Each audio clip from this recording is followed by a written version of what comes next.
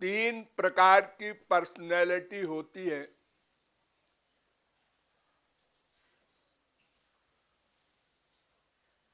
अनंत कोटि ब्रह्मांड में अथवा अनंत कोटि ब्रह्मांड से परे गोलोक आदि में, सब में मिलाकर तीन प्रकार के लोग होते हैं। कुछ लोग बिना कारण के कृपा करते हैं, कुछ लोग कारण से कृपा करते हैं, और कुछ लोग बिना कारण के लोगों को कष्ट देते हैं। अब इन तीनों में कौन कौन है ये समझ लीजिए।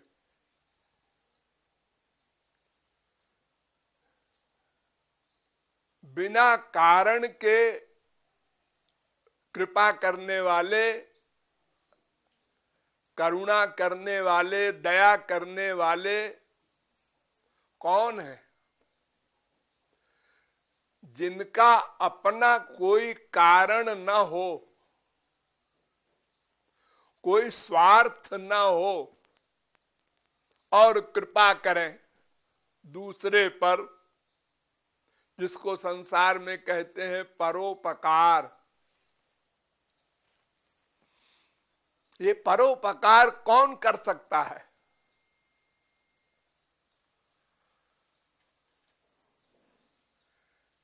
परोपकार वही कर सकता है जिसका अपना उपकार हो चुका हो। अपना उपकार क्या?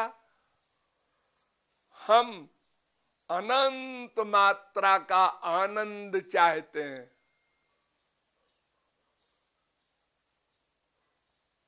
जिसको शांति, पीस, हैप्पीनेस अनेक नाम है, जो संसार में नहीं है।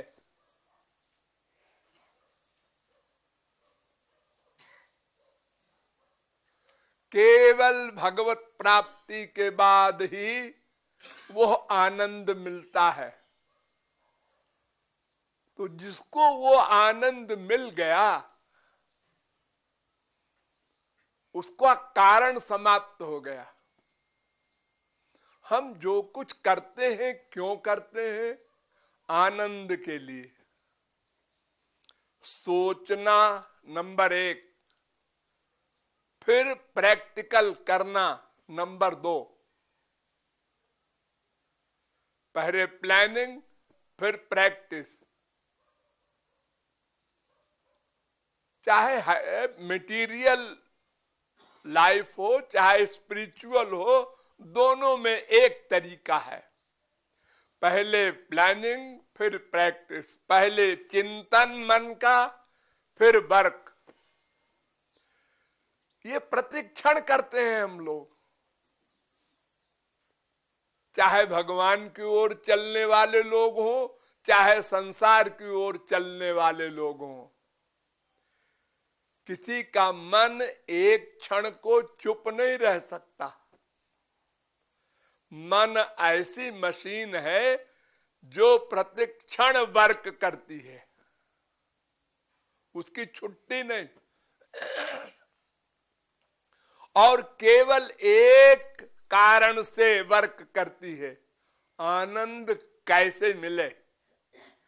क्या सोचे, क्या देखे, क्या सुने, क्या सूंघे, क्या रस ले, क्या स्पर्श करे, फिर आनंद मिल जाए।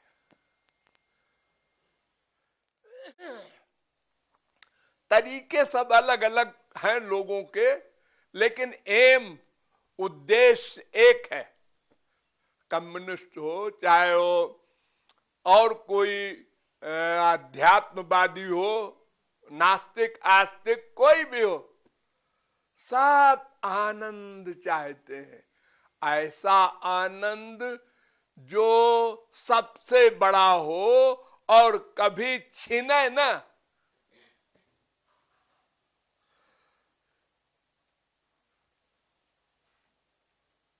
ऐसा आनंद जिसको मिल गया, तुलसीदास, सूरदास, मीरा, कबीर, शंकराचार्य, वल्लभाचार्य, निम्बारकाचार्य, ध्रुव, प्रहलाद, अम्बरीश, जिनको ये आनंद मिल गया, अब वो क्या करें? अब तो कारण खत्म हो गया उनका, अब उनको कुछ नहीं करना चाहिए, लेकिन करते हैं। चलते हैं, फिरते हैं, खाते हैं, पीते हैं, हंसते हैं, रोते हैं, मार धाड़ करते हैं, करोड़ों मर्डर करते हैं, अर्जुन, हनुमान,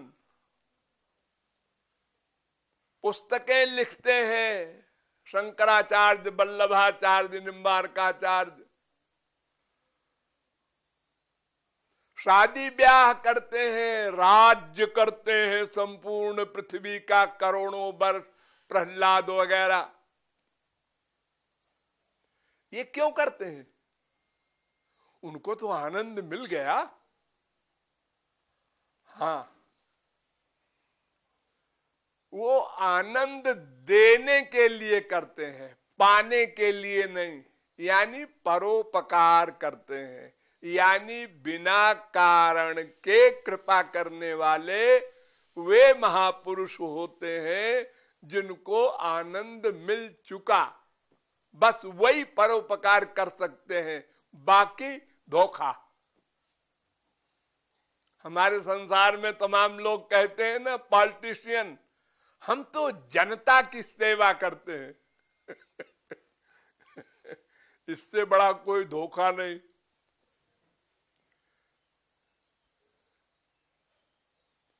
अगर कोई घर में बैठा रहे, चुपचाप इलेक्शन में खड़ा हो और घर में बैठा रहे, ना एक पैसा खर्च करे, ना किसी से बोले, ना कुछ कहे, तब तो मान ले हम वो जनता की सेवा करना चाहता है। ये जो 1 करोड़ रुपया खर्च कर रहा है और दिन रात दौड़ रहा है, सोना खाना भूल करके, ये किस लिए? इसलिए कि इस 1 करोड़ का 10 करोड़ हमको इकट्ठा करना है बाद में। ये परोपकार नहीं। परोपकार वही कर सकता है जिसको आनंद मिल गया हो, काम समाप्त। अब क्या करे? अपने लिए कुछ कर नहीं सकता, क्योंकि अपना आनंद तो मिल गया। अब दूसरे के लिए कुछ करे या तो कुछ न करे। तो भगवान और भगवान को प्राप्त कर लेने वाला महापुरुष, ये 2 पर्सनैलिटी ऐसी है जो बिना कारण के कृपा करती हैं। बिना कारण के उनकी कृपा का रहस्य साधारण व्यक्ति नहीं समझ सकता,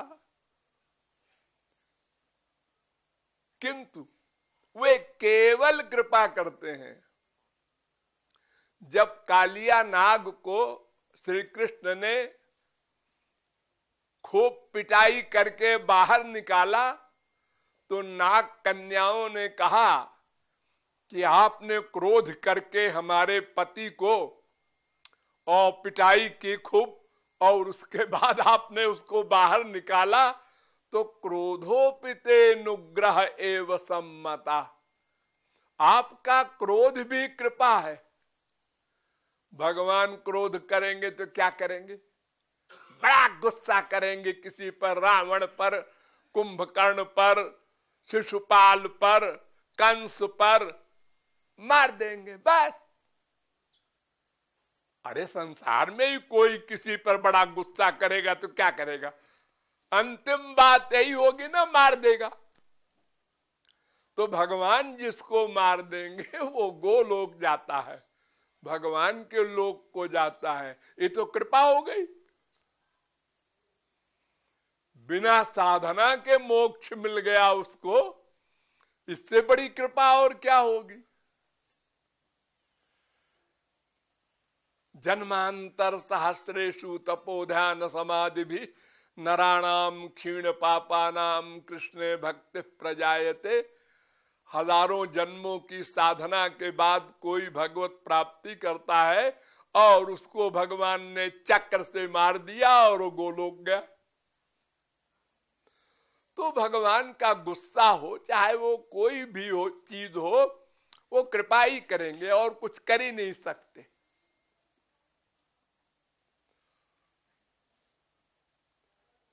तो भगवान और महापुरुष अकारण कृपा करते हैं, कोई कारण नहीं है उनके पास। भगवान ने अर्जुन से कहा नानवाप्तम अवाप्तव्यम, अर्जुन मुझे कुछ प्राप्त नहीं करना है, मैं परिपूर्ण हूं, लेकिन मैं फिर भी कर्म करता हूं दूसरों के लिए, अपने लिए नहीं। ठीक, तो नंबर 1 हुआ जो बिना कारण के करुणा करते हैं, कृपा करते हैं, वे भगवान और संत। अब नंबर 2, जो कारण से कृपा करते हैं, वो भले आदमी, अच्छे आदमी, मानव। हम लोगों में जो अच्छे आदमी हैं वो कारण से कृपा करते हैं। इसका खूब अभ्यास है हम लोगों को। बेटे ने बाप की सेवा की तो बाप ने कहा लो हमने जो कमाया है तुमको दे देते हैं।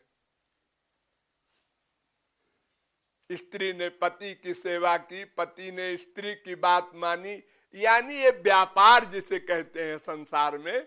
हम दुकान खोले हैं, आपने रुपया दिया, हमने सामान दिया, हिसाब बराबर।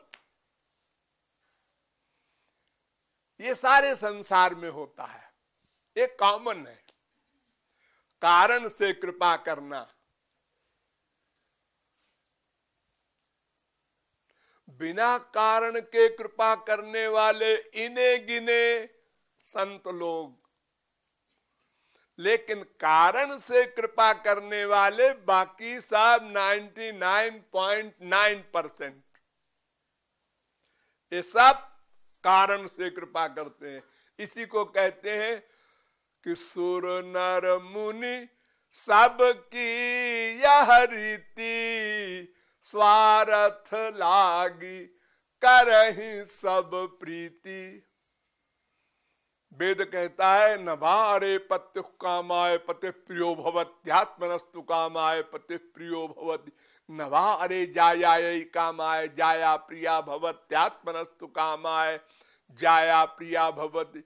नवारे पुत्राणां कामाय पुत्राः प्रिया भवन्त्यात्मनस्तु कामाय पुत्राः प्रिया भवन्ति। नवा अरे ब्रह्मणः कामाय ब्रह्म प्रियं भवत्यात्मनस्तु कामाय ब्रह्म प्रियं भवति। नवा अरे क्षत्रस्य कामाय क्षत्रं प्रियं भवति इत्यादि। यानी कोई भी व्यक्ति, कोई भी पर्सनैलिटी किसी पर्सनैलिटी से जो प्यार करती है स्वार्थ से करती है।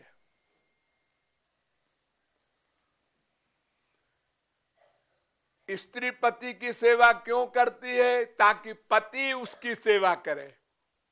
पति स्त्री की सेवा क्यों करता है? ताकि स्त्री पति की सेवा करे। सब व्यापार है। और जहां एक पार्टी ने गड़बड़ किया वहां बस लड़ाई हो गई, मर्डर तक होता। तो बिना कारण के कृपा करने वाले संसार में कोई नहीं हो सकता जब तक भगवत प्राप्ति न कर ले। वो कारण से ही कृपा करेगा।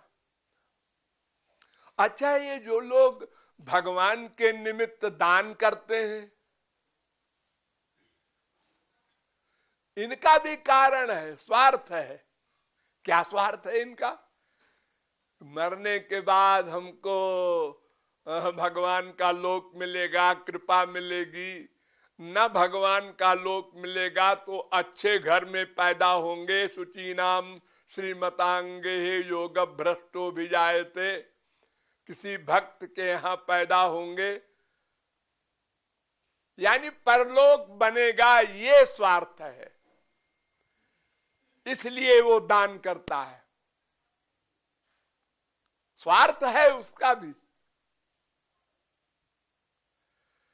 तो परलोक के लिए करे वो बुद्धिमान है, ठीक है, और संसार के लिए करे वो कम बुद्धिमान है, लेकिन स्वार्थ से ही प्रत्येक का वर्क होता है, यानी कारण से कृपा करने वाले बाकी सब लोग हैं।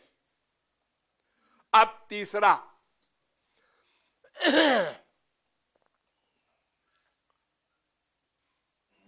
बैर अकारण सब काहू सो, जो कर हित अनहित ताहू सो। अकारण दुश्मनी करने वाले, ये अरबपति हो गया है, ये अरबपति हो गया है, अरे तुम्हारा क्या ले रहा है बेचारा, अरबपति हो गया है, तुम भी हो जाओ। ये लोग कुड़ रहा है पड़ोसी, वो परेशान हो रहा है। जरहि सदा पर संपत्ति देखी, दूसरे की संपत्ति देखकर उनको खाना हजम नहीं होता। अब क्या करें, इसको बदनाम करें, इसका कुछ नुकसान करें, ये लो यही प्लानिंग हो रही है उन मक्कारों की, दुष्टों की। उनको खल कहते हैं, दुष्ट कहते हैं। ये बिना कारण के, जे बिनु हेतु दाहिने बाएं, आही मूषिक इव सुन उर्गारी। जैसे चूहा होता है, वो कपड़ा काट देता है, वो खाता नहीं कपड़ा, आदत। यहाँ कल हमको बताया कि यहाँ देवियों की साड़ियां ऊपर टंगी थी सूखने के लिए, बंदर आए और उन्होंने साड़ियां फाड़ दी, कई साड़ियां फाड़ के चले गए। अब बंदरों को क्या मिला, कुछ खाने का सामान तो है नहीं, साड़ी, आदत।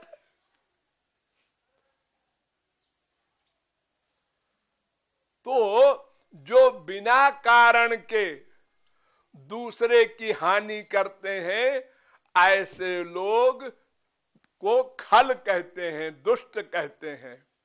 ये भी संसार में खूब है, कलयुग में बहुत अधिक है, सतयुग में बहुत कम थे। तो ये तीन प्रकार के लोग होते हैं। तो जो दुष्ट हैं, जाने दो, उनका चिंतन क्यों करो। जो स्वार्थी है उनको भी समझ लो, क्योंकि तुम भी वैसे ही हो, तुम्हारा पड़ोसी भी वैसे ही है, इसलिए किसी को बुरा मत कहो, ये बड़ा मतलबी है, और तुम क्या हो। हम लोग ऐसे बोलते हैं एक दूसरे के लिए, ये बड़ा मतलबी है, और तुम परोपकारी हो क्या। अरे जब तुमको दिव्यानंद नहीं मिला है तो तुम भी तो मतलबी हो। एक राधे राधे कर रहा है, वो भी मतलबी है, अपने मतलब के लिए भगवान की ओर जा रहा है। मतलबी होना बुरा नहीं है, लेकिन सही मतलबी हो। एतावानेव लोकेस्मिन् पुंसा स्वार्था परस्मृता, एकांत भक्तिर गोविंदे यत् सर्वत्र तदीक्षणम। 7वें स्कंद के 55वें अध्याय का 55वां श्लोक। यानी एक ही स्वार्थ, असली स्वार्थ है मनुष्य का, कि भगवान की भक्ति करे, भगवान में मन का अटैचमेंट करे। स्वार्थ साचु जीव कह एहा, मन क्रम बचन राम पद नेहा। ये असली स्वार्थ है, ये समझने वाले कम लोग हैं। ये फिजिकल स्वार्थ को स्वार्थ मानने वाले तमाम हैं। तो ये दूसरे क्लास वाले हैं। अब पहले क्लास पर हमको विचार करना है कि भगवान अकारण करुण है, संत अकारण करुण है, तो फिर साधना क्यों करवाते हैं हमसे कि भक्ति करो तब कृपा करेंगे। मामेव जे प्रपद्यन्ते माया में ताम तरन्ति ते, जो केवल मेरी शरण में आएंगे उन पर हम कृपा करेंगे। अनन्याश्चिन्तयन्तो माम ये जनाः पर्युपासते, सर्वधर्मान् परित्यज्य मामेकं शरणं व्रज। हर जगह शर्त लगाते कि पहले तुम शरण में आओ भगवान के, भक्ति करो भगवान की, तब कृपा होगी। तो अकारण कृपा कहाँ हुई? ये भी व्यापारी हो गए। जैसे हम संसार वाले व्यापारी हैं, ऐसे ही भगवान भी हो गए। नहीं, ऐसा नहीं है। भगवान की जो कृपा होगी वो तो अकारण होती है, उनका दिव्य प्रेम मिलता है, लेकिन उसके लिए पात्र बनाना हमारा काम है। हमारा अंतःकरण माइक है, इस अंतःकरण के बर्तन में दिव्य प्रेम भगवान का नहीं ठहर सकता, तो बर्तन बनाना हमारा काम।